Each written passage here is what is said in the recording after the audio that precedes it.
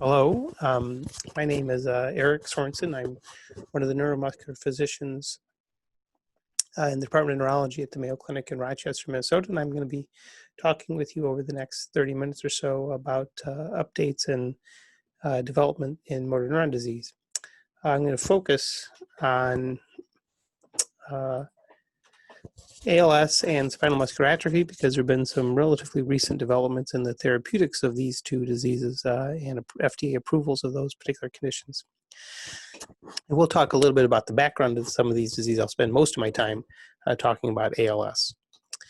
ALS in the United States, at least, is commonly known as by its eponym Lou Gehrig's disease, and that's because of the famous baseball player Lou Gehrig, who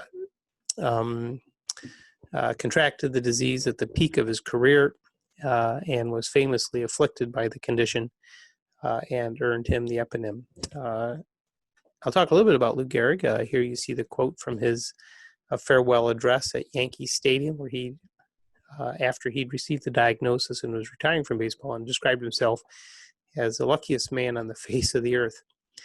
I think his name has become so strongly associated with ALS, people forget just how good a baseball player he is. You can see some of his baseball accomplishments.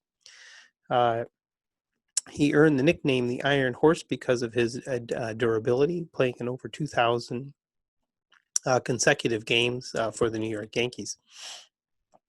He was a multi-year All-Star, won two Most Valuable Player awards, and won 6 World Series championships playing for the Yankees juggernaut. He was named the Sporting News number 6 best baseball player in history of Major League Baseball, with the Sporting News being widely considered the Bible of Major League Baseball. It was in 1939 when it was clear that his playing days were going to be over. In the spring of that year, it was clear something was seriously wrong.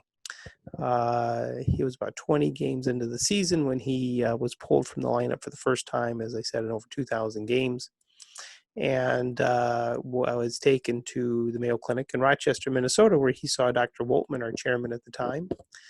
And after examining him and evaluating him, he was given the diagnosis of ALS, which has since become synonymous with his name.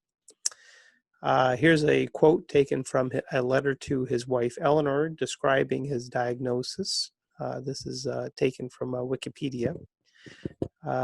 He describes the diagnosis as lateral sclerosis and refers to it as an adult